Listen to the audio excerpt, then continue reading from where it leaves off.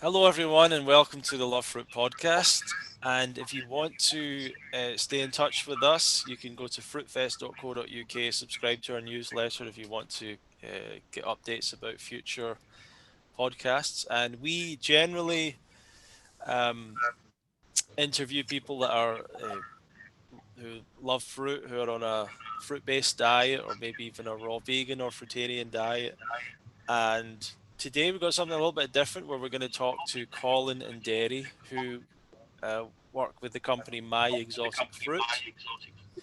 And essentially, this is probably the premier company in the UK that is sourcing and selling direct to customers tropical fruits and exotic fruits from all over the world and makes it available to the UK consumer. So myexoticfruit.com, you can check that out. And we have ordered from My Exotic Fruit in the past at the UK Fruitfest quite a few times. So we also have had a good experience with them. So guys, if do you want to introduce yourselves and then introduce anything else you want to say about yourselves or about My Exotic Fruit? Yes, certainly. And firstly, Ronnie, I should say it's a pleasure to be here speaking with you today. Um, you're right, and that we've Thank you. been lucky enough to supply you at the UK Fruit Fest. And over the years, I've wished I've been able to join you all there. But with the summer being a particularly busy time for us and people's appetite for sweet tropical fruits being at its most in the summer months, we find ourselves being very busy. So frustratingly, I've not had the chance to join you, but I hope that I can, as well as some of the team can do in one Yeah, of the years to definitely. come. Yeah, so a little bit of introduction about ourselves, as you've correctly already pointed out, are an online retailer of exotic fruit. We do our very best to get our hands on as many varieties as we possibly can, and at the moment, it's going quite well. Almost every single week, we're finding ourselves adding new lines to our website, selling directly to the public, and around 10 to 15% of our business will be to the trade, so to other fruit retailers, cocktail bars, hotels, restaurants, and to the media industry for things like filming and photography and those sorts of purposes. We got going in 2013-14. So in roughly our 8th year trading now, an idea of mine that was sparked by travels around Thailand. That was my first trip to Asia, and I was absolutely mesmerised by the colours and shapes and aromas and tastes of all these wonderful fruits which I'd never seen before. It opened my eyes to what was out there, and certainly sparked a lot of excitement and joy in me that I didn't find from eating the typical fruits Hmm. we have in the UK. Um, it's been a long, difficult journey developing the business, lots of hard work. People that have ever worked in the fresh produce industry know that it's hard work. It's very challenging, demanding. A lot of the sourcing is done overnight. You know, the planes arrive in at any time of the day. So there's long hours and a lot of hard work. But things are really picking up for us now. It's now takes a team of 10 of us to run Wow. the business. So what started as an idea on a trip in Thailand, and me drawing up the plans, the business plan in my bedroom as a young lad in his early 20s. We find ourselves 8 years later with a team of 10, just keeping up with, a team of 10 required to keep up with doing our very best to keep up with the phone calls and the emails and all the social media activity and sourcing the produce and packing the orders and all the after sales support, all of those aspects combined. It takes a team of 10, and we're busy and we're growing. So I hope and anticipate that by the end of this year, it will probably be more close to a team of 15. Wow. So there certainly is an appetite for exotic fruit and tropical fruit. We're finding that at the moment our sales are increasing week on week, which is great. We're hitting the best numbers we ever have done in terms of number of orders. I think people's eyes are opening more and more to what's out there. And also, as we know, more and more people are moving over to a plant-based diet, which is also helping our cause. And those trends really are increasing the numbers of people who are looking to include tropical fruits in their diet. Yeah, absolutely. And I've got a few questions about that. But Derry, do you want to tell us a little bit about yourself, and have you just joined fairly recently? Yeah, so I've joined the company, around a year and a half ago now. My passion is definitely growing for the fruits. So when Colin's passion started when he was out in Asia, I was only 11 years old, not even in secondary school by then. So yeah, I've started to find an interest in the fruit side. I knew nothing about it. Mm-hmm. Me and Colin were friends before, and yeah, he invited me down to help him out one day, and it went from there really. And I'm looking forward to Colin and his partner Christina taking me to Asia to see everything raw, to see the farms, to see where it all comes from, and see where it all started with himself. I'd like to add to that, Ronnie. Actually, it really is an exciting time ahead for us, an exciting future. So the business was established by myself, and then my partner Christina came through a few years ago to help me on a part-time basis, whilst also holding down a job in the retail industry. And then as we grew, she had to come through on a full-time basis, and then come through in a more significant role as a co-owner. And now we're in the position where Derry will actually come and join the business and purchase a small share of the business to begin with. So there'll be a trio. The three of us will make up as co-owners and directors of the business going forward. So that's certainly exciting. And Derry's doing a fantastic job. And as he says, his passion for the fruit he's developing with every day.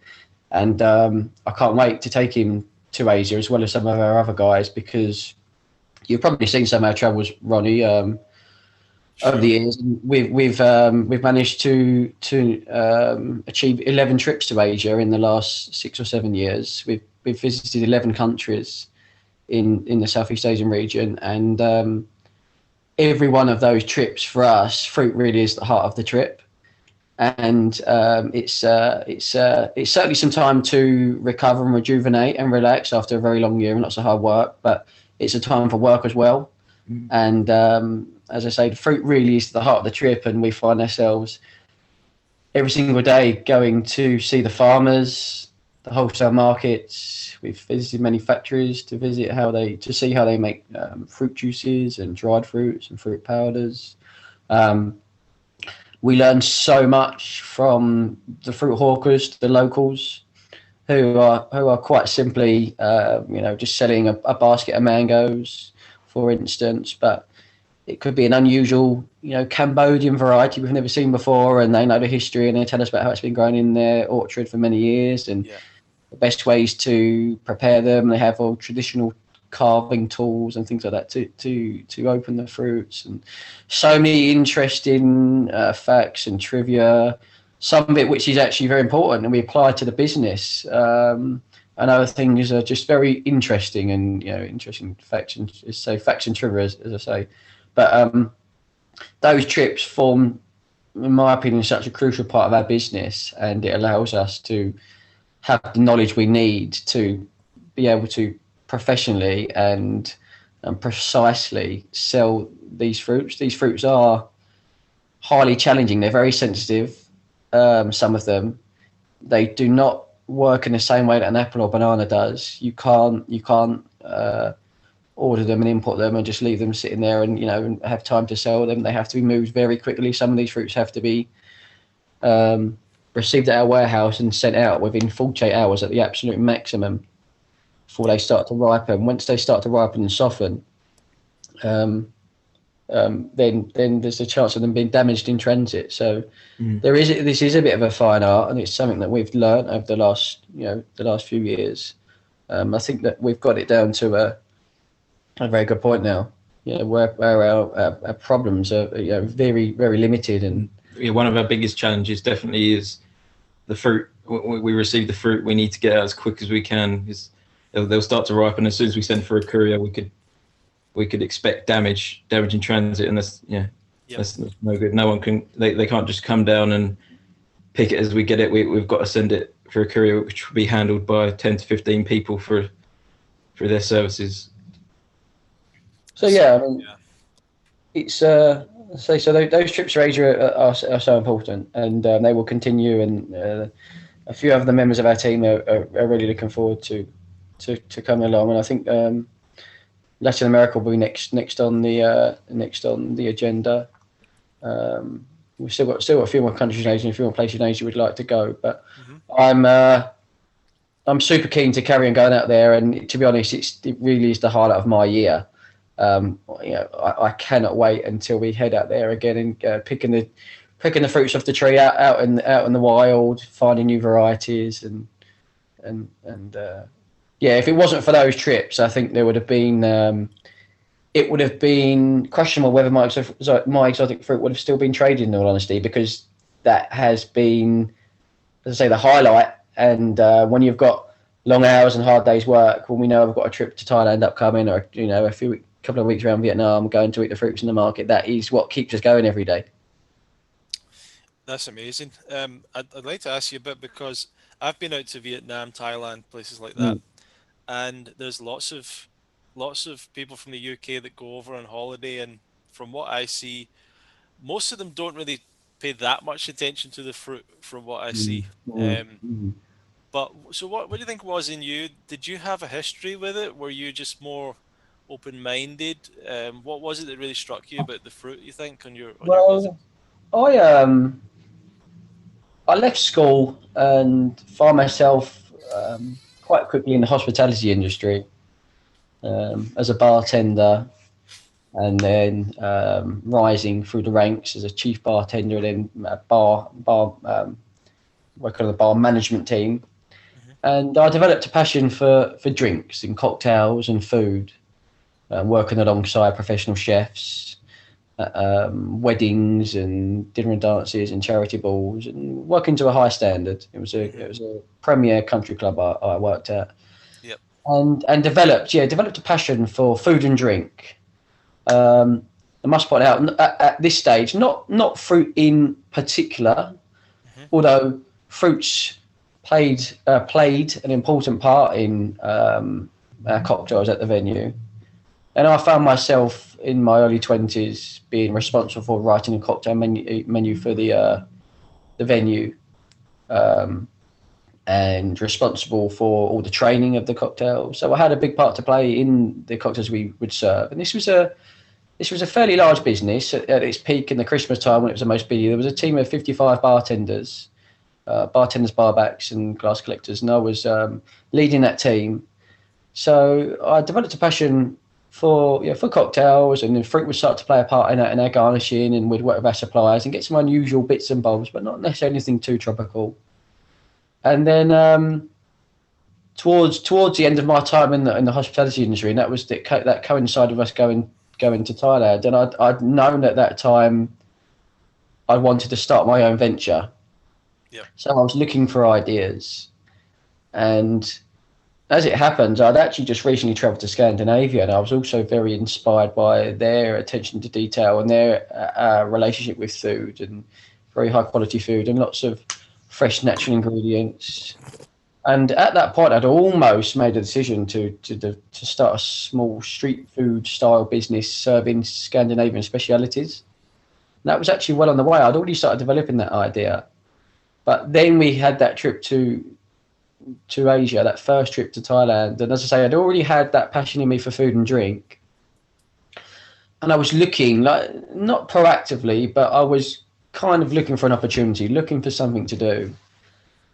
I'm not really sure why I could probably tell you why, because I think they're so fantastic. I mean, I'm not sure why me I was going to say, but on that first trip to Thailand in 2013, when it was a little bit less on the tourist map than it is now, which I think that, in the since 2013, certainly numbers of foreign travellers is well on the up.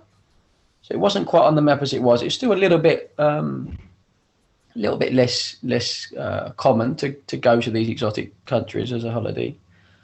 But these fruits for me were just absolutely magnificent. You know, when you encounter fresh durian for the first time, it's almost surreal. How pungent.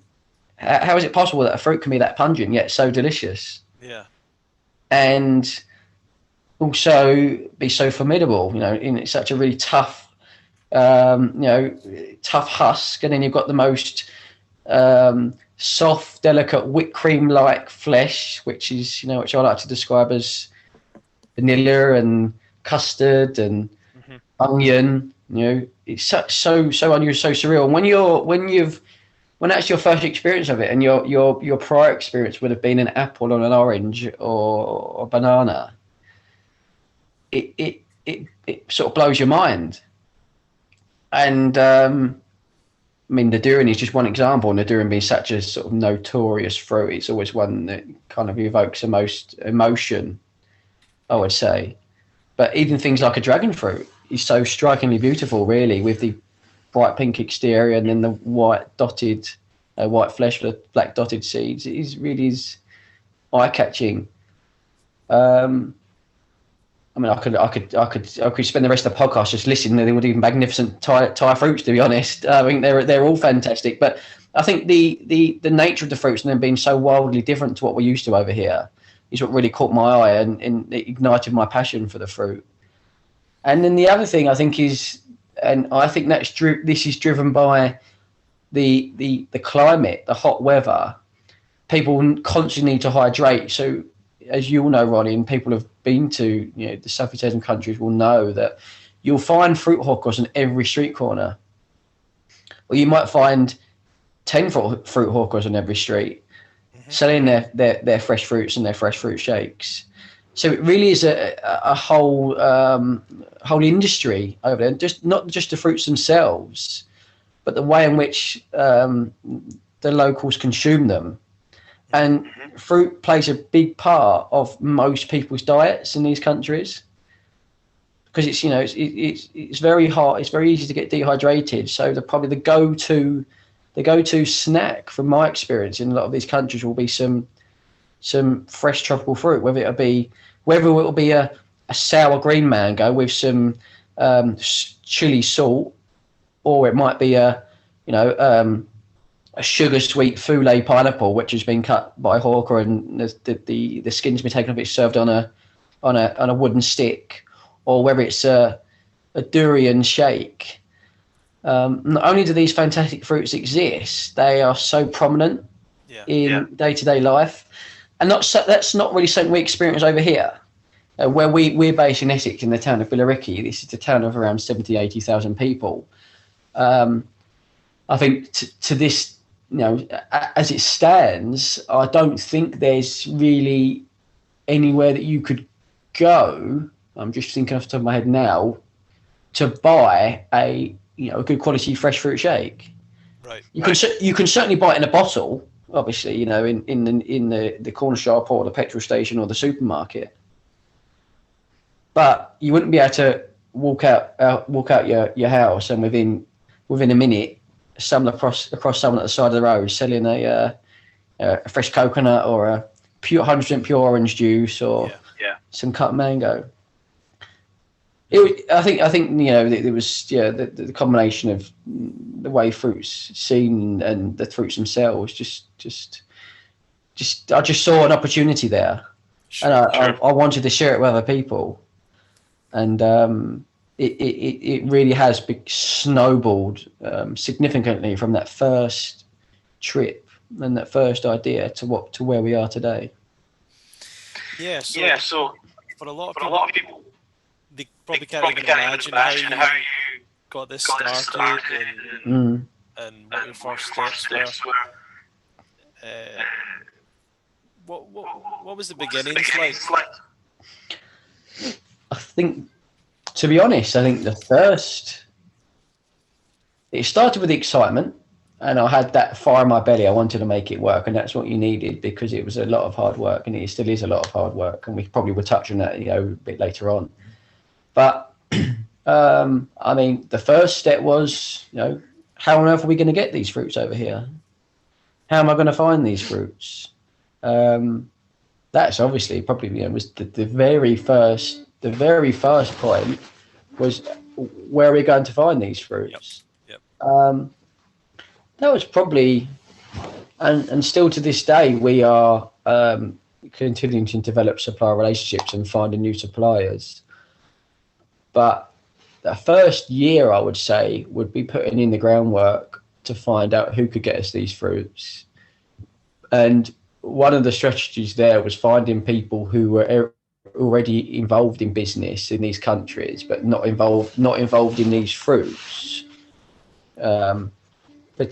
Partially because they might not have even known they existed, and then sort of piggybacking on their orders and say, well, I know you're bringing 500 kilos of mango next week. Is there any chance you can bring me some Marianne plum and some Durian and some Rambai?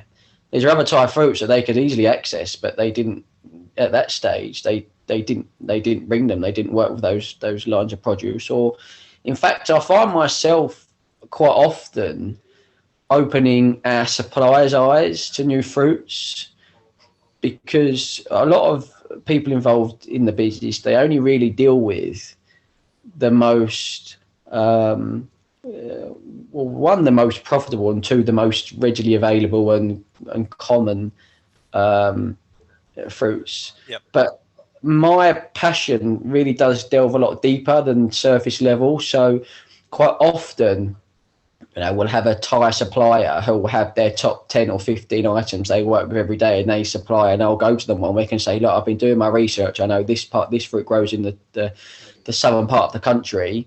Can you find it for us? And they'll be like, oh, Colin, I never even knew that existed. And quite often they'll come to us for advice about the fruits and where to find them. But then we work together. They've got the logistics in the country. They've got people in the country. We've got the knowledge of the fruit, and we tell them that this fruit is available, or this fruit is in season, this part, in this place. Can you find it? And then we work from there. And we try and go over to our country. But I mean, obviously, the starting point was finding the fruits.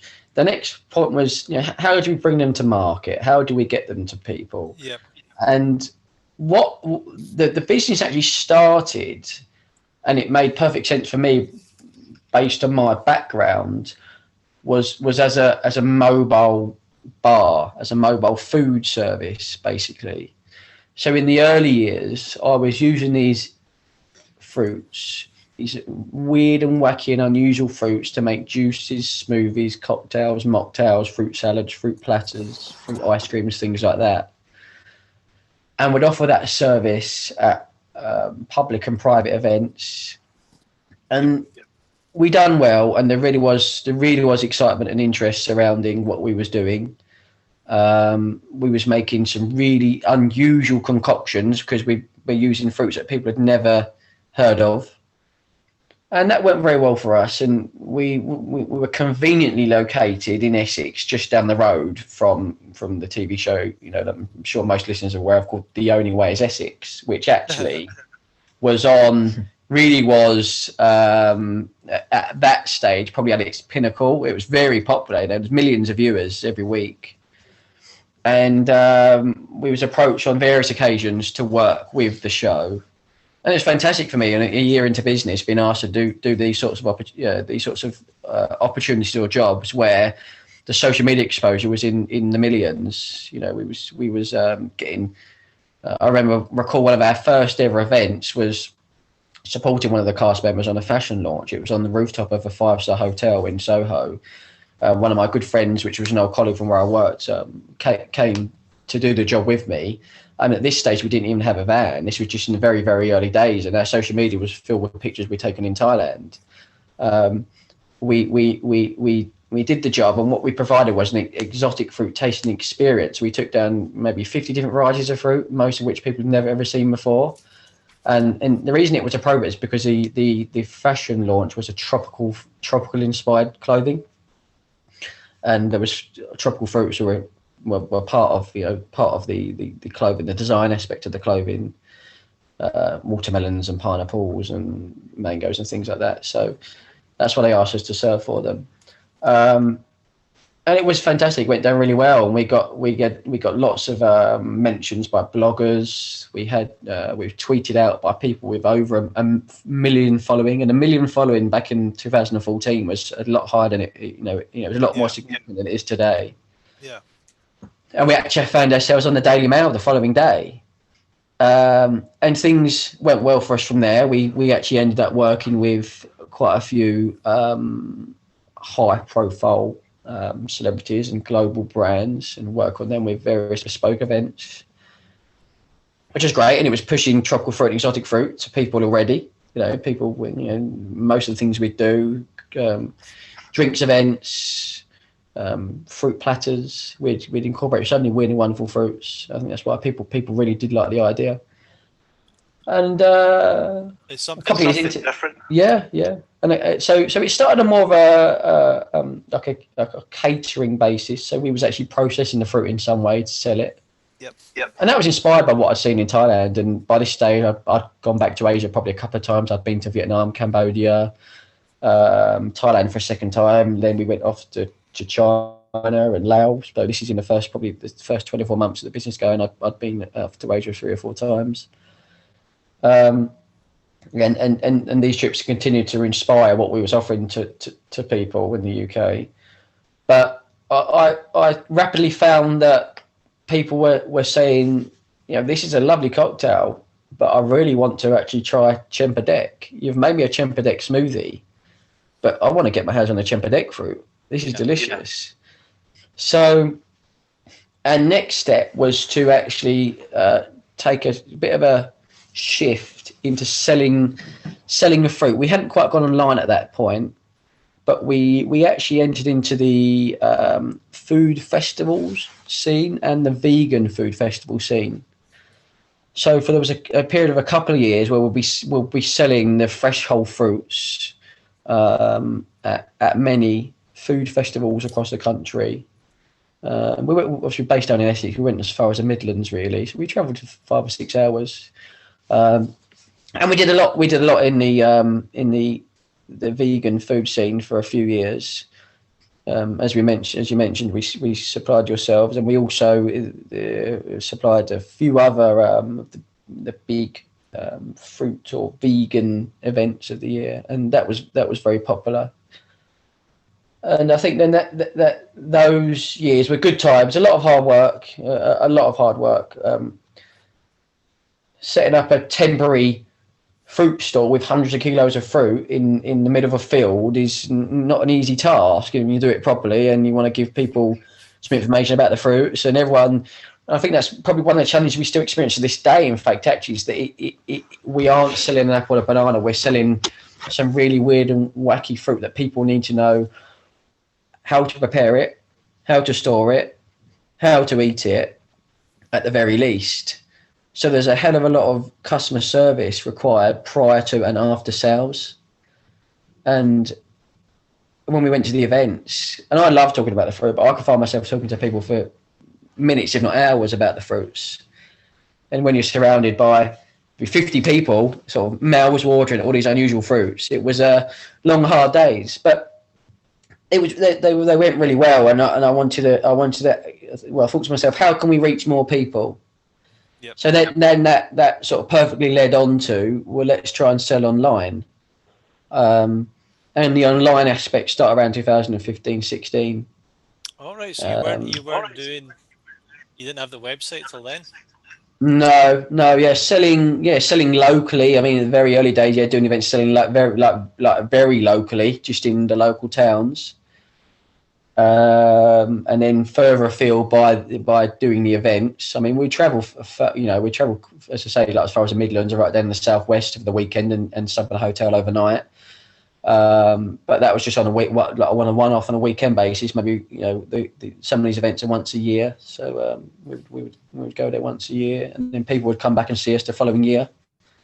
And then lots of these people were on. We had their email and some sort of database we had, and People were super excited when we went online because it meant that we then could start shipping out all over the UK, and we got going sewing, stayed in England, but for many years now we've been shipping over the UK, and in fact we've done a lot into Europe. We do, you wouldn't actually believe it really, but we get inquiries every single day globally. We have people, because we're bringing together world produce, not just produce of one region. I mean, I talk a lot about Asia because that's where I've travelled to a lot, but we're bringing together world produce and the best fruits we can possibly find from all the continents almost. So, I think yesterday we had a very high-profile bartender in Singapore message us saying, "Can we supply?" At this stage, the logistics is difficult, and coronavirus particularly at the moment, and there are Brexit regulations and things. So worldwide is not really on our radar at the moment, but we have supplied a lot into Europe over the last few years as well. We put a pause on that because of Brexit has made it more challenging. That's excellent. Mm. Yeah, so tell us about both of you. What are some of your favourite fruits? And I'm going to guess that you've tried a lot of things that you didn't experience before joining this business or being part of it. Yeah, well, I think I'll end up talking a lot, but maybe Derry, if you're ready, you want to take the lead and talk about some of the fruits that you like at the moment? It's a good question for Derry, as you're kind of a bit newer to it, I suppose. Yeah. There's definitely a lot of fruits I have tried, and there's a lot of fruits I haven't tried, I haven't had in my hands, haven't seen before. I've tried majority of things that we have, but there's some things that we have had in the past that are really, really, really challenging to get. So, they're in season for 4 weeks a year, so you're not encountered them yet, have you? Really, necessarily? No. Yeah, I'd say my first experience of durian, leading up to it, Colin was telling me I'm going to like it. I'm going to really like it. I walked in the room and got this bang in my face of just smelled like sewers really. And then we cracked one open, and it was one of the best things I've tasted in my life. What was that, a Montong, one of the Thai durian? Probably the first. To begin experience? with, it was the Montong. That was great, and then I tried the Musang King variety, and that was even better. And to this day, I'm looking on social media the different varieties and drooling over the things I want to try.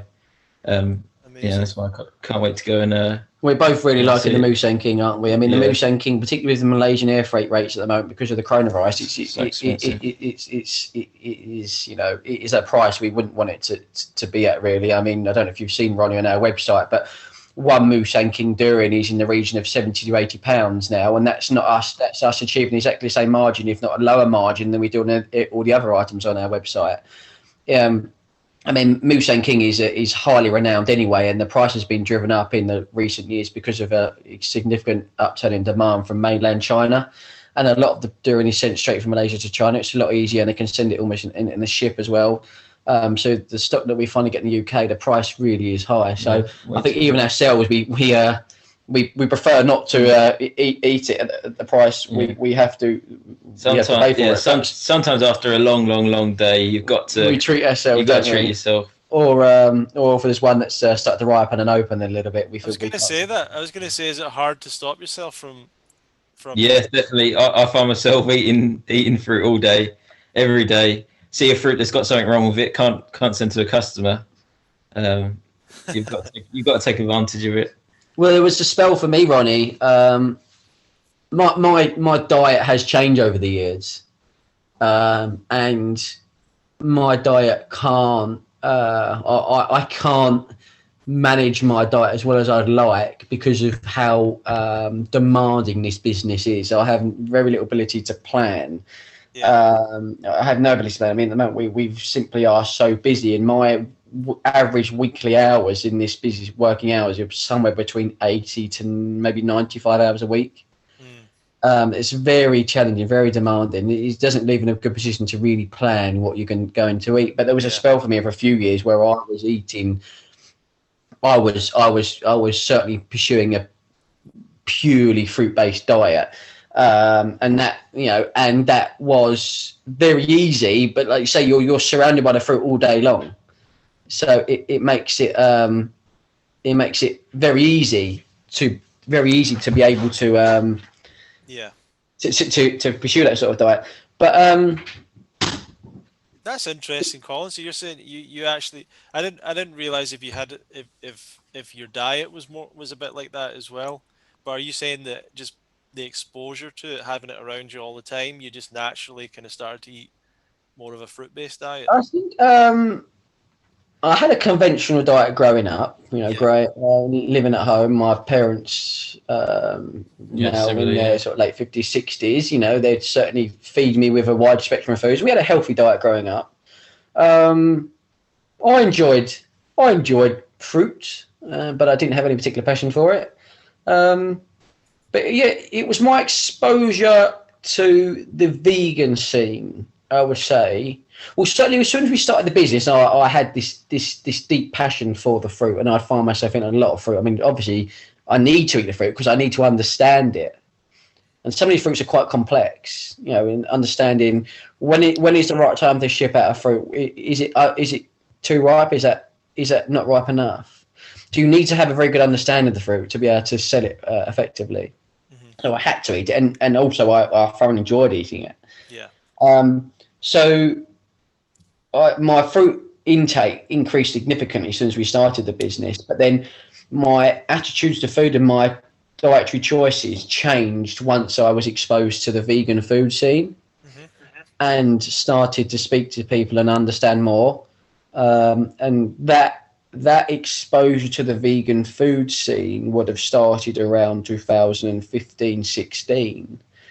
And I would say 2015, early 2015, and last a couple of years. I should just probably clarify, because we're so busy now on the website, we don't really, we still offer event services technically, and we may find ourselves at some events in the future, just as a great way to meet people and advertise the business. But at the moment, we're not doing events, and the events won't play a big part of our business. It's not really possible either, Colin. Well, you're right. At the moment, it isn't possible, but probably towards 2019, the business had already changed. In early 2020, just before the pandemic, the business had already changed in a way that we've become so busy on the website that events were no longer a big part of our business. But so just to clarify, there was a spell for our business in the middle of it, roughly where we are now, 2015, 16, 17, that sort of region, where I was on a daily basis exposed to people on vegan, vegetarian, and fruit-based diets, and that had a significant impact on, as I say, my attitudes to food, and that definitely changed the way I ate. And obviously it was easy for me because I had the fruit I was constantly surrounded by the fruit, so it made it really easy. And not only was I surrounded by fruit, there's always, as Derry sort of alluded to earlier, there's always bits of produce we receive that's slightly underripe, or I've got a bruise or some sort of blemish. And the best fruits. Well, yeah, and actually, some people like to see those sort of natural traits on fruits, and it shows that they're, organically grown fruits which haven't been, tampered with by chemicals. But there's a bit of a hurdle or obstacle for us in that when we're remote selling, so customers don't have the prior chance to kind of approve their piece of fruit. If we send someone something that's got some sort of defects, even though it's just a cosmetic defect, we often find ourselves with negative feedback from our customers. Yeah. So whereas it's fun when customers come to make a collection from our trade counter when we're at events, and we can say, look, here's a mango. Actually, it's a perfect example. A couple of weeks ago, it was a soursop, and it had a slight sort of dent in the top. It would have been where the soursop's growing. As a fruit grew in size, it would have grown into another branch, and it would have basically made like an imprint or a dent in the fruit. The fruit has a marvelous ability to kind of protect itself, and it develops kind of like a thick sort of crusty layer, like a strong layer to protect the fruit itself and the seeds and the fruit inside. Yeah. And I said to that customer, look, this fruit, I'm 99% sure this fruit will be perfect, but take it away. If there's any problems, let me know. she messaged me in a couple of days and said, Colin, that was an absolute delicious sourdough. It was fantastic, and there was absolutely nothing wrong with it. It was just surface level. Yeah. But we find ourselves often rejecting fruits on the basis that there's nothing wrong with them, other than we think that people haven't been able to give prior approval that they're happy to receive that fruit, and we don't want to send it out. I mean, sometimes we do actually call our customers and send them photos and say, look, got some lovely mangoes in this week. The Caribbean mangoes, they're wild grown and organic, and they do have blemishes on the skin. This can be like a wasp sting. It could be sun exposure, sunburn. It could be the way it's been grown on the tree, no exposure to light, overexposure to light. All these things can create blemishes and unusual discoloration and colouring on the peel or the skin. Sometimes we explain it to our customers and send them pictures, and they're happy to take the fruit. But yeah, so as a bit of a tangent, but as I was saying, that's very interesting because it's almost like the lack of education that people have in exposure to fruit kind of affects you a little bit because they don't understand that a jackfruit has mold on the outside can be absolutely fine. For example. I mean, I personally really am against wastage. And I find myself all the time eating fruits which, in some people's eyes, are totally spoiled. I have no qualms in eating a soft bruised mango with some brown patches at the top. In fact, in anything, the sugar's at the most intense at that point. Obviously, there's a stage when the fruits will ferment, and you can taste that they're spoiled. But for me, super ripe fruit is no concern.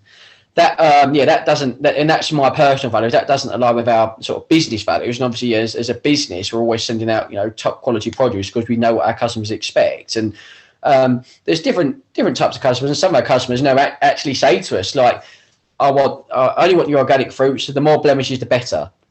Then I know that they've not been touched with any chemicals. And some of the fruits are wild grown or harvested from the wild out in the Caribbean islands, totally organic. So this is a really interesting question, right? Because I've spoken to different people in the fruit business, farmers, people that sell fruits like yourselves. I've experienced a lot of kind of skepticism around the idea of organic and non-organic and all that kind of stuff. What do you think about organic? And conventional grown fruits, and is that a big deal for you guys, or what's your thoughts? I think there's obviously two perspectives, because there's the commercial perspective where some things, they might be particularly susceptible to pests. So if you attempt to grow them organically, it's possible, but it pushes the price up to a level where like people are really not keen to pay it. So obviously there's commercial perspective where we can't commit to growing organic mangoes if we're going to have to sell the mango for £15 each, because the farmer loses 60% of their crop. Yeah. So there's that element of it. For me, I certainly feel comfortable and feel more at ease when I know I'm eating something that's entirely organic. I appreciate that, because I don't like the idea of consuming anything on a packet that looks like anything that's got an E number in front of it, or anything that's looks like sort of chemically named. It puts me off a little bit. Any use of a chemical, I think I like to steer clear of. But I'll have to be honest that I haven't been able to attribute the many hours of research that will be needed to really understand and rifle through all the different papers that have been written on these chemicals to really and truly understand that are they detrimental to the human body. So I eat organic and conventional fruits. I don't avoid conventional fruits, and I have trust in. I can imagine that you get a lot of questions about this from your customers, like this. Oh, certainly. I know the guys from Miami Fruit as well. They say the same thing, that they get a lot of questions about the organic thing, but there's a lot of stuff that they can't supply organic, and they've got various reasons around that. And I know that they're a bit more, especially the US is a bit different with the rules there, and they're kind of skeptical about some of those rules and things, but I imagine you get a lot of questions about that. Or is that like one of the top questions you get from every day? customers? I think, and firstly, I have been in touch with Idel and Rain at Miami Fruit over the years on a few occasions. It's actually my fault there. I think I never really got a chance to probably reply to them. We had some communication about collaborating on various things over the years, and we haven't sort of done anything. But I'd like to touch bases and actually just again and just share ideas, because I know they're doing something very similar to us in the US. Obviously, they've got the ability to actually grow the fruits and harvest them from the local farms, which is great. But yeah, I can sympathise with them, and I know that we experience lots of questions, and it takes a lot of time to address those questions and get back to people. We like to give people as much information as we can and give a thorough response. I wouldn't say that that's necessarily the main question we get. It's not the main one, but it does get. It's a common question. It is a common question. I think that probably the main questions we get asked would be specific questions about particular varieties. It annoys me, that question, because I mean I hear people asking about organic all the time, and it annoys me. Like, if I offer fruit to people, if they ask me if it's organic, and I'm just thinking, did you ask the Indian takeaway or the kebab you had if they were organic? Do you know what I mean? I could understand if they're a really health conscious person, but if it's but some people are, it's like there's more. You're right. More pesticides in other foods than there are. Yeah, there's an element of double standards there, isn't there, Ronnie? And I see exactly what you're saying. I mean, in an ideal world, I guess, in an ideal world, we'd source purely organic fruit and nothing else, and that'd be absolutely fantastic. It's just it's not possible. It's not. Yeah. It's not commercially viable, really, because I think consumers, would need to understand that if to do that, basically to do that, the farmer will lose a percentage of their crop. And for very little benefit, most likely, to the consumer in terms of the health.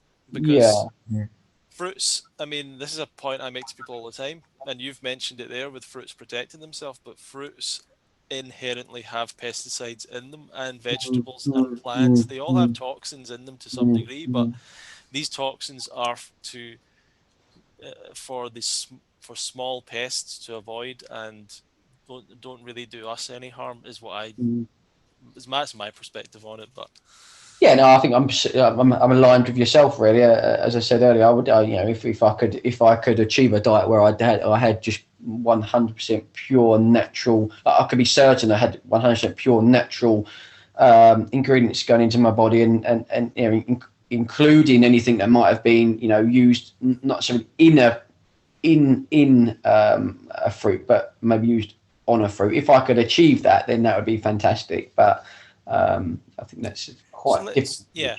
Sorry, there's one thing I actually never told you my favourite fruits. Yeah, I was going to ask that. Yeah, and I've got another question after that. But yeah. Oh right, yeah. So we got into other things. I like to share that. Although in all honesty, I find it such a difficult question to answer. It is a hard question. Because I think for everyone, that's a difficult question. Yeah, it's like asking what's your favourite song. Yeah, absolutely. And the reason being that because there's so many songs to choose from. For us, I mean, we've got now roughly 610 lines. I think probably 620 different lines of fresh, dried, and frozen fruits we work with on a daily basis. Wow. So, there's so much we're exposed to, and then me and my travels around Asia. And other places where we had an opportunity to try fruit, and then suppliers knowing where the people to come to, so we often get sent things to try. So I've tried a lot of produce, and not only what's on our website, a lot more, and I've spent quite a few trips going to botanical gardens in Asia and fruit farms. So there's a lot of things I've tried that that we don't sell. But when people ask me my favourites, there's a few that come to mind, and the first one is probably it is a bit boring, but it's so versatile, and that is the mango. Right. And I mean, in the summer we work with upwards of 50 different types of mango. So in our warehouse there can be at least 50 different types of mango at any one point, quite possibly more. And some of these mangoes, the level of sweetness and the texture of the flesh really is magnificent, and that's probably like my go-to, easy to get hold of, good value fruit, I would say. And I still can't. Some days you still can't beat a nice ripe mango, but other things for me that I really do enjoy would be the egg fruit. Canistel, yeah, Canistel. I really do enjoy the vanilla-y, custardy sort of flavour. Some of the varieties can have a slightly bitter edge to them, but others I've had are purely sweet. It's a very deceptive fruit, the canistel, because when people eat it, one of the things they think is this must be really high in fat.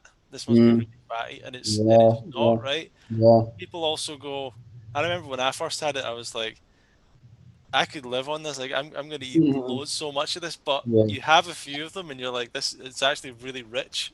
Like, yeah, it is. Yeah, that many of them actually. Yeah. I mean, I treat myself to a one small side fruit you fit in the palm of your hand actually, and that's probably enough for me. At a time, maybe a slightly bigger one, but. The fruits we get from St. Lucia, these are an organically grown small round fruit with a thin peel that you can eat. This is the best one I've probably encountered so far because the peel is almost non-existent and flavourless. The flesh it has that dry consistency, Ronnie, that you know, but it has no bitterness to it. Some of the kind of stuff we get from Vietnam has a slight bitterness, and Indonesia a slight bitterness to it, but that was purely sweet. So that really is at the top of my list. What about mamey? A lot of people like mamey. Yeah, that's up there. That's up there. Not sure. Maybe we couldn't quite pinpoint the reasons, but it doesn't form one of my top ones. Black Sapote is something that I'm very excited about, and we talked about just before we started the podcast. But that is just such a fascinating fruit with such a close resemblance to chocolate pudding that excites me so much, and I'm still trying to decipher whether I do taste chocolate, whether I imagine chocolate. Yeah, I know what you're talking about. I certainly feel like I taste some chocolate, and I do like other sort of delicate notes of date and caramel maybe, but the ones we received this week and we was eating, they had like a medium sweetness to them. They were really nice. Milk fruit, star apple. You had that, Ronnie? I've never had milk fruit. Do you know star apple? Purple.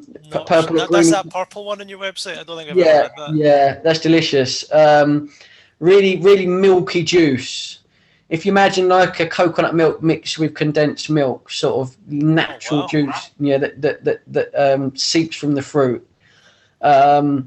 It's the closest. It's sort of the closest thing you could probably get to like a milkshake that's natural that I can recall. Yeah, I need to try that. Delicious. It's really gelatinous sort of texture. In fact, the little pods that surround the seeds are virtually a jelly, I would say. But a real semi-thick, sort of creamy, milky juice. It's delicious. They grow best, from my experience, in Vietnam and the Philippines. Some of the fruits we get in Jamaica are very good as well. Durian and Chembedek are high up there. So let me ask, just on top of that, are there any, like, these are obviously fruits that you sell, but are there any special fruits you've tried that you've not been able to sell yet, that you can't get them in the country yet, or anything like? There's lots of things we've experimented with over the years. We've worked with our suppliers to try and make them work, and for reasons I would say either cost or like the sensitive nature of the fruit has meant that we've had a challenge. I mean, one that comes to mind would be the cashew apple. So do you know the fruit that's at the base of the cashew nut? Yeah, for sure. Yeah, you get a lot of trees growing in Thailand with that. And we was first asked to supply that maybe 2 or 3 years ago for a Channel 4 documentary. And we worked hard for quite a few weeks to find it. We did find it. It was a documentary about nuts. But it arrived in the country super soft. because it's so perishable. And I mean, on that instance, it was okay because the television company paid for a taxi to collect it, and so they probably spent upwards, I would say, of probably £200 on a taxi to come and pick up the fruit. But it's obviously for their purpose, it's viable. We had a few fruits remaining from our stock there, which were so stuff we had to freeze them. We could only then sell them to our customers on a taxi courier only. So we had people buying those and paying, not only buying the fruit, paying for a taxi for them to be delivered to their addresses, which obviously is not a commercially viable thing really, because people end up paying around £100 for each fruit. So that's something I really want to get because I find them delicious. I take it you've had them, Ronnie, have you? Cashew apples, no. Actually, Right. I've seen them around. I've Yeah. seen them on the tree, but I don't think I've eaten one. It's a slight peculiar, hard to pinpoint taste to them, but they're very juicy and sweet and flavoursome. And you imagine like a nice, like bright, sort of fresh, tropical, mango-y, pineapple-y, passion fruity taste. I think sort of the best thing that I can kind of brings to mind is you imagine sort of like a sort of a supermarket bought tropical juice. Those notes of the passion fruit and orange and mango, really fresh and tropical. That's sort of like that sort of flavour. They're delicious, but at the moment we're just trying to work the supplies ready for this season to try and bring them in and make sure we pick them early enough that they're going to be firm when they get there. But don't pick them too early; they're not going to ripen well. So that's one. Yeah. Lastly, I'd say, well, Chempadek is a challenge. Because it's a big, weighty fruit with very few pods of flesh. So there's a lot of air freight charges. There's a lot of charges on the weight to get them into the country. Yeah. But the end product for the consumer is very little. Yeah. So whereas you could pay anywhere between £50 to £150 really at the moment for a whole jackfruit in the UK, depending on the variety and size. I mean, an average size Chempadek, you would pay somewhere probably between £50 to £100 based on current air freight rates and things. But if it's a fruit that didn't develop too many pods, then it works out particularly expensive for the consumer on price per pod. They might end up spending £10 per pod of flesh, and that's actually probably leads me on to one of the most challenging things in our business is the quality control and identifying or finding ways to identify the characteristics of the inside of the fruit without opening them. What I mean by that is it's very difficult for us to determine how much flesh is inside a Chempadek unless we open it. Yeah. In fact, it's virtually impossible. So all you can do is work with your farmers and suppliers so they select the best varieties possible that have those traits, the traits that have a Chempadek filled with lots of flesh, but there's always anomalies, and that does bring us a challenge. Yeah. Not just how much fruit is in there, more what's the quality of the fruit inside.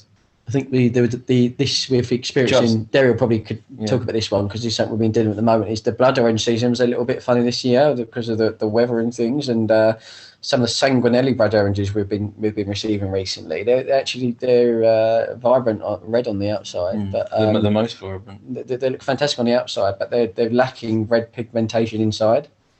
So we are advertising and selling top quality blood oranges with delicious flavour, but they're lacking that red pigmentation. So then customers understandably are expecting a red interior. So this is something we're getting our heads around at the moment. So I think what can we do there to sort of to manage that? I mean, there's very little we can do. But so Derry, you want to add on that really? Well, yes, add on there. We say about the sanguinelli variety. That's the one that's not as red inside. But we said we've got the different varieties. The Moro variety is the nice deep red colour. Tarocco Rosso, haven't we? We responded to that in the last few weeks, didn't we, by having promised sanguinelli and working our supplies for number 2 varieties. That So this is something, Ronnie, that maybe gives people perspective. The challenge of running our business. So even something as little as a blood orange can give us a sort of something that seems fairly routine. can create challenges in our business, and then it takes time to source new varieties and Yeah, things like that. yeah, and just to move on from that a little bit, but probably in the same area a little bit is you've done the travel, but you've also ordered fruits from different countries. And what's your perspective on the best countries, or do they all have their different kind of benefits? Because I know of people who a lot of the people I know who've traveled in the Southeast Asia in particular, I know what they would say. I know some of their answers, but what's your perspective on that? I think We can kind of talk a bit about the logistical side of it. So I was going to say logistics really, because you say they're running obviously people that have travelled the countries, and they'll probably give you their opinion on what they think is the best fruit, but that isn't necessarily the same as what the best fruit is to export. Yeah. Because the logistics and the infrastructure in some countries is far better than other countries. for example, Well, Africa. Well, I mean, African countries. Some of the produce we bring in from West Africa, we find that and this is information we've been told firsthand. We had some suppliers down recently and given us some real information about their situation in Ghana. It's a member of the family who lives in the UK, and his farm and his family farm the produce. And he was just explaining to us, for instance, there's less airports, and therefore the road quality isn't as good. So it can take the produce 12 or 14 hours in blistering heat sometimes to get to the airport. Yeah. And all these affects the fruit that affects the quality of the fruit ends up in someone's house when we send it to them, because 14 hours at 35 degrees is not good for some fruit. I can imagine. Yeah. It's critical. Something like a soursop. And we take the example of a soursop. Well, the soursop is the most challenging fruit we work with by far. Our business almost revolves around soursop, and customers revolve around soursop. Stop. Wait a second. You saying your business revolves around soursop? It seems. That's where Silly, really. But, I mean, yeah. You mean from the amount of time you put into it? You mean? Well, like everything. Well, in the respect that any order that contains soursop has to be dispatched on a Tuesday or Wednesday, virtually almost always. Yeah. Okay. Because we get them on the Tuesday morning, and it takes 24 to 48 hours. We say we need to dispatch it straight away.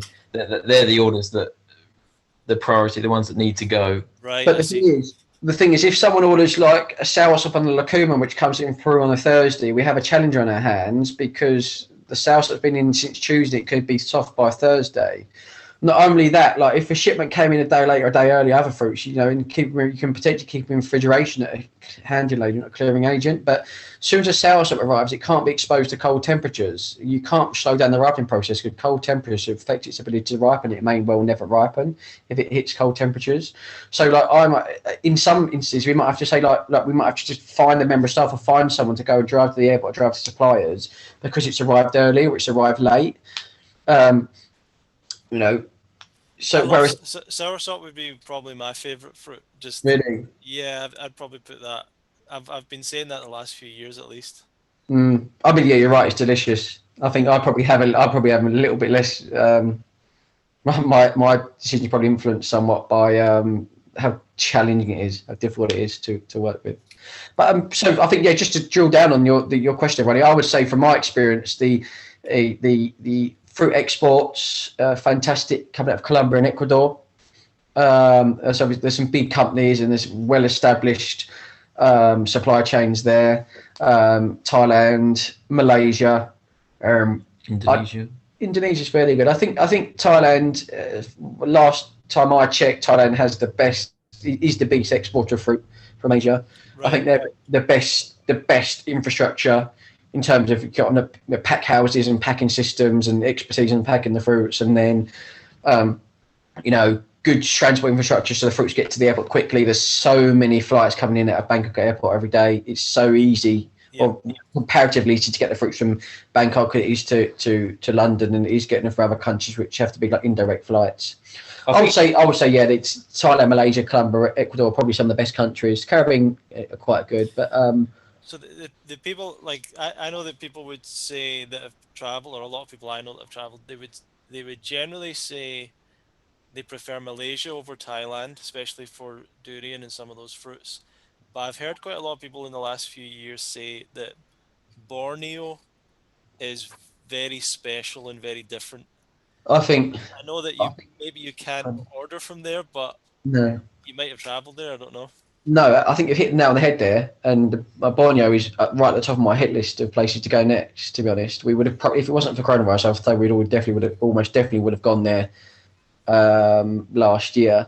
I follow, as I'm sure you do, and I think I apologise if I've got their names wrong, but I think it's Justina and Simon of Fit Shorty Eats. I'm not sure Yeah. I'm not sure Simon's Instagram handle. No, I can't remember. But I've followed them and been in contact with them at various times, and follow Lindsay. Lindsay, obviously, of Durian writer for many years, and been in contact with Lindsay over the years and various bits and bobs, as well as other fairly sort of high-profile fruit influencers, we could say, or fruit sort of bloggers and content creators. Yeah. And they've opened my eyes to it. I mean, Borneo's always been on my radar, but yes, I think you're right. And the wild fruits and the jungle fruits in Borneo is on a new level, really, and that's probably our next target will be Borneo. We have been offered bits from suppliers there yet. I'm not sure what the infrastructure is like, and also potentially the ability to get the produce. I don't know. I'm not 100% sure if there are direct flights running. Maybe Royal Brunei Airlines, I'm not sure, might go to the island of Borneo direct, but as soon as you have indirect flights, it can give you a problem because it takes a fair bit longer potentially for the produce to get to the UK. But that certainly is on our list of places to work with next, and there's so many good fruits and good durians to source from there. You mentioned Malaysia and Thailand. I think maybe one of the reasons that people have a preference for Malaysia is that it's customary in Thailand to eat your fruits less ripe and harvest your fruit less ripe, and that's not typically appealing to the Western palate, but to the Thai palate, they love that. I touched on it earlier. They love their really ripe, unripe, sour fruits when they actually use fish sauce, or they use salt and chili, salted plums. They have their really sour, crunchy mango. They use a raw papaya in the somtam salad. They use the raw jackfruit. In fact, they even cook the raw unripe durian. So that can have a knock-on effect on the quality of fruit that's harvested, because they're harvesting with the local market in mind, not so much like the export market. And the export market like things much more ripe and soft and sort of sweet. The Malaysian market, the Malaysian attitude to fruit is in the middle ground, so they like it kind of just perfectly ripe, like nice and sweet. And then Indonesia, from my experience, is they're on the side of maybe having it a little bit overripe or starting to ferment, like sort of really rich and sweet. And that's kind of my take on the point at which people consume their fruits. And that is a challenge, because when you have someone from, for instance, Thailand ordering the Malaysian produce, or vice versa, and you could send a durian out, which for someone of one nationality would be absolutely perfect, to another nationality would be underripe or overripe. So that's a challenge. But I can see maybe the people you spoke to, particularly if they're maybe Western travellers or people of Western origin that are living in those countries, I think that's maybe why they prefer the fruit that they find in Malaysia, because it's more ripe and more sweet. Yeah. Well, excellent. So, what's your sort of plan for the future? What are you guys looking to move into, and just to keep on growing, or do different things, or how do you envision this going? I'll start, and Derry can talk about some of our plans. But we're certainly in a position of scaling now. Our orders are looking very good, but also our costs are increasing significantly. We continue to need to drive forward and find more customers and make more sales to cover our costs. But I think our plans are to diversify a little into other food-based online businesses. Most of which will be keeping tropical fruit at the heart of them. Slightly different variations of what we're doing now. I'm going to be slightly close to my chest with everything I'm going to reveal here, because obviously bit commercially sensitive information. But we've got a really exciting input on the way from Sri Lanka that we've been working very hard with a supplier for the last 3 months. She's been absolutely fantastic.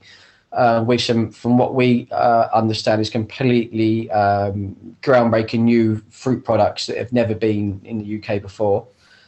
Drinks and powders, 100% pure drinks and powders and things like that, made from exotic fruits. Totally new products that I'm sure people will love. We've done lots of to and fro with the manufacturers and the farmers to get these products just right, get the flavour perfect. So they're on the way to us. Continue to grow, our main business, which is my exotic fruit. We do have some other fruit businesses on a smaller scale, but continue to pick up customers on my exotic fruit. We're doing more and more trade orders at the moment, and going to work on a bit more wholesale. We're super excited for the cocktail bars, restaurants, hotels to open back up, because that's a fair bit of our business we've lost since the pandemic. And lots of these restaurants and cocktail bars are really eager to get our produce on their menus. They love using exciting things. Yeah. And the next thing on our agenda, which we're really excited about, is we've just taken some land to start our own little tropical polytunnels. Oh, wow. And we're going to start growing tropical seedlings, and also looking at growing various types of citrus that we may be able to get fruit from, and various types of leaves. There's various types of leaves we sell for teas and for salads and for medicinal purposes, which we're having to source from elsewhere. That it would be great to be able to grow those locally. It's literally beside the land we've got so far is beside a warehouse. It's absolutely perfectly located, and we're gonna make this as economically justifiable as possible. We're going to recycle the waste heat from the new walk-in freezer we're building into the polytunnel to heat our polytunnels, and we're going to hopefully try and compost all our organic waste in hot boxes in our polytunnel, again to create natural heat to heat the polytunnels to grow these tropical seedlings and tropical plants. So we try and be like, we acknowledge that obviously we're importing fruits from elsewhere, but we're doing as much as we can here in the UK to be as sort of responsible as we can in terms of using as much, recycled or biodegradable packaging as possible. Recycling our heat into the polytunnel, or decomposing our own waste, and using that as compost in the future. And we keep our waste to absolute minimum, because we do a lot of drying, de-seeding, and freezing of our fruits. That helps us. Cool. Derry, go on, Derry. Yeah, I just added on from what Colin said about the things we're using, like packaging and things like that. We're working on. We've got quite a few members of the team working on packaging solutions at the moment. So trying to use purely recyclable items or recycled made items. Quicker, make quicker systems for us as well. Yeah, definitely. Streamline things. Because we've got in a position where we've gone, we're now sending hundreds of orders out a day, hundreds as the business is growing. Amazing. Which is what we kind of joke, we need Amazon level automation. It's getting to now, but we also need significant knowledge. That could be your new slogan, the Amazon of exotic. I like that, Ronnie. I think that's a good idea. I like that. So this is a real big challenge in the business, and what we're trying to get our heads around now is improving, making all the processes more efficient, streamlining everything. But there's still a huge amount of knowledge that's required in the packing of an order. The biggest, one of our biggest challenges is the staff knowledge, and to this day, I've only been with the company a year and a half. I'm still learning stuff every day, learning a lot from Colin. But our staff may not know that what the quality of the fruit, what it needs to be on 500 different items. So. Particularly new stuff, isn't it? And that's a challenge. It takes time for people to learn. When we're growing so fast, it's so hard to bring in a staff member, train them in a few weeks, and let them free and get the orders packed and be able to talk to customers about the fruits freely. And I mean, yeah. So like to give an example, if we bring a new member of staff in, a young, enthusiastic, good worker, but has no prior knowledge of fruit, I mean, if they've been working for us for a month and then we have a phone call or an email about feijoa, as an example, a delicious fruit we get from Colombia normally, they don't, have the knowledge of feijoa at that stage. And when you need to pick up significant knowledge on 500, 600 items, it takes a lot of time. It's 8 years of hard work and learning the art for me to know what I do today. So that is the challenge we have. And Ronnie, actually, if you wouldn't mind, this is a great opportunity for us to put a little plug to say that the next person I think we're looking for in our business, or the next few people looking for, and we have been contacted, is some real fruit enthusiasts. And I know there could well be some people listening to this. Well, a lot of them, majority of the people listening to this will probably be fruit enthusiasts. But if there's anyone out there that might be interested in working for us, we are trying to find people, and it's not easy to do this, but trying to find people in the UK that not only are fantastic workers, but have a passion for fruit, and whether that's through travelling or research. I'm sure I could send you a whole bunch of people that would come and work for you and you could definitely advertise it in some of our forums in the UK Fruitfest forum and things like that. I'm sure there's a lot of people that would love to at least talk to you about it. Well, that kind of crosses the first bridge, and people have got that knowledge there, so that makes it life so much easier in terms of the sorts of things they have to understand about a business. But having the knowledge is great. It's not all pretty eating fruit and. It's not. It might not be glamorous, but there's a lot of hard work. There's a lot of hard work that goes into it. Yeah, for sure. No, I know what you're talking about. But we've had a lot of volunteers at the festival, obviously different levels, but some of them are super hard working, and some of them, and a lot of them, have a great knowledge of the ripeness of fruits and stuff like that. So there's, I think you could get quite a few good employees from the community of people that are into it. Right, and I think people would love it as well. I mean, if someone who's enthusiastic about fruit, I mean, it's fantastic to be surrounded by it all day. So how would people find out about you guys? Where do they go to learn more? Contacting you. I would say, I think first things first, more than welcome to email or call if they want to chat. Particularly if people want to order and specific requirements or questions about the fruit, I'm more than happy to take phone calls and emails. Please do bear with us because, as I say, we're super busy, and with the lockdown continuing and more people are ordering online, so we are really our busiest ever point. But more than welcome to. We'd love to chat. We're on all the social media channels, but Instagram is our number one, and that's where we're most active, really. So speak to us on Instagram and to buy directly, it's My Exotic Fruit. myexoticfruit.com. myexoticfruit.com. Order on the website, or if they need any support prior to order, just get in touch. Do you get any questions? Another question I was wondering, the environmental aspect of air freight and things like that, because people mention that to me about fruit, and I know that the majority of the fruit that people buy in the supermarket is usually not air freight. It probably comes by boat. You're obviously dealing with some things that have to really come on a plane or whatever. What's your response to that when people have concerns about it? Well, I would say firstly that it forms a moral dilemma for me, because these fruits have been the absolute heart of my life for the last 8 years, and I'm so passionate and enthusiastic for them. It would break my heart to not work with them. But then there's the other part of me that says, well, yes, we are using cargo space on aeroplanes. There's no denying that. But I think there's various things to consider, really. Are these airplanes that would already be flying anyway? Exactly. Yes. Exactly. So there's passengers filling the aeroplane, so there's available cargo space. So there is some direct correlation between the weight and the amount of fuel used, but the planes will still be in the sky whether we run our business or not. I didn't know that they used up space in passenger planes. Yeah, certainly. I mean, all of our produce, virtually everything that comes in will be on a passenger plane in the hold. I never knew that happened. Yeah. That's weird.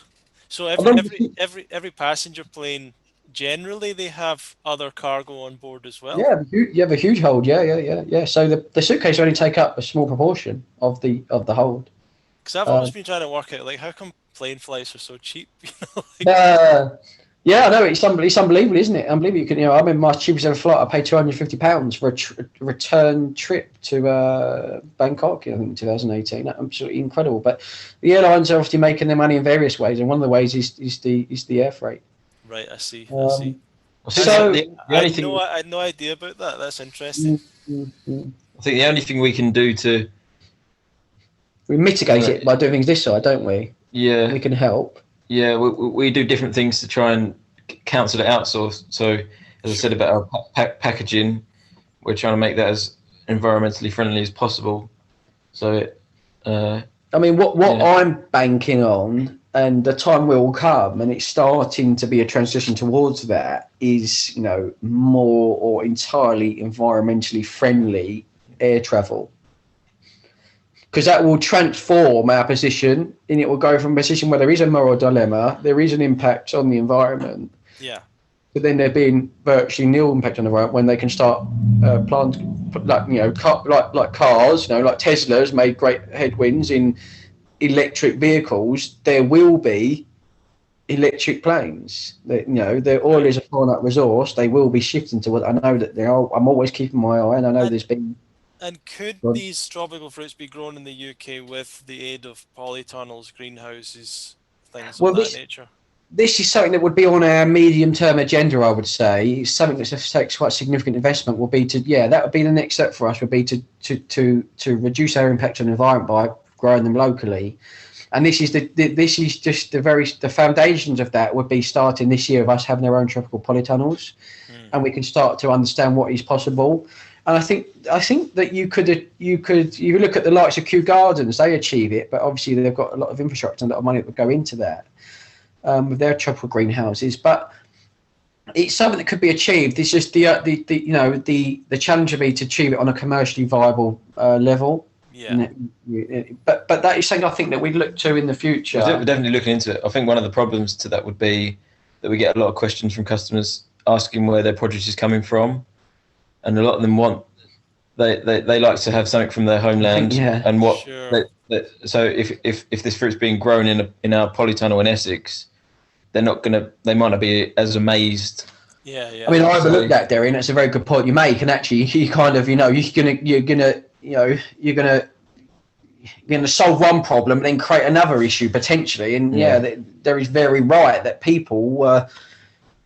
We use the example of Thais, Malays, and they're very sort of protective of their own fruits. They really do like their own fruit. So if we was to grow a traditionally, Thai native fruit or a fruit that's commonly grown and found in Thailand in England, it's almost certain that the taste would be different. Well, yeah, I'd like to we can recreate something similar, but it might not be the characteristic of the fruit. It might not be identical, and we'd have a lot of legwork to do to convince people to buy the English-grown fruit. There'd be lots of people that would love it and would think it's would certainly be on the same wavelength as us that think it's fantastic that we can grow these things locally. But there'd be challenges. I'd say that the people that are more environmentally conscious would be happy about that, and then there'll be the people that are not really as bothered. Yeah. I think the other thing that leads on to Ronnie, just giving us a bit more. So we're starting the foundations of doing it in this country, but we're also starting to look at the option to have our own farms. Yeah, someone to have our own farm, so we have much more control over the whole supply chain, and if we can try and aspire to grow things in an organic way, and so we know exactly the quality controls, and we control the whole supply chain. That'd be a big thing for it. Definitely a big thing for us. That allows us to grow our own fruits, get our hands on more varieties, and have more control over the. Well, it's I mean, it's been great to talk to you guys. It's nice to hear your plans for the future and everything's going so well, and that there's so much demand for tropical fruit in the UK as well. It's brilliant. So I'll just remind everyone to go to myexoticfruit.com if you want to check that out. And I think info@myexoticfruit.com if they want to email you. Correct. Yeah, But that's the it. contact details are on the website. Yeah. We My have, exotic fruit on Instagram. yep, and we have ordered from them for UK Fruit Fest, so we can give our own testimony and say that everything arrived. Everything was good. So I think we ordered soursop before. We ordered chempedak. We ordered jackfruit. We ordered a whole bunch of things like that. You did quite a lot, right? Didn't you? I must admit, yeah, I can't remember exactly. We didn't order enough, but sometimes we're struggling to finance extra purchases. Yeah, I understand. Yeah. But no, it would be, and I don't know yet what's happening with this year, but certainly would be in touch if with more things. But I'd love to do more things, more events, and get more people eating exotic fruit as well. You know, I'm a big fan of that. So, well, thank you, Ronnie. Yeah, it's been a pleasure to join you. Yeah. Great to speak, and Thanks, great to have Ronnie. that fruity discussion. We hope and would love to, bring some or all of the team to the Fruit Fest for, I remember I messaging you, Ronnie. I said I'm looking forward to coming to the festival. It'd be a really cool experience, I think. I mean, let's keep us updated what's happening this year. Who knows what's going to be able to happen this year? But I'd love to bring some of us, or all of us, to be honest. That'd be great. For sure. Yeah. I think it would be eye-opening for you a little bit.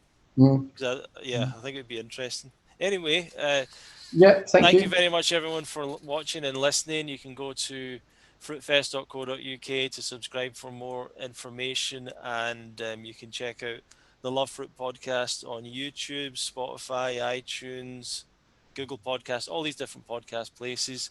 Feel free to get in touch with us about anything, info@fruitfest.co.uk, and go and try out some exotic fruit, myexoticfruit.com. Thank you, everyone, for listening, and we'll see you in the next episode of the Love Fruit podcast. Bye, guys. Thanks. Bye. Thank you. Bye-bye. Bye-bye.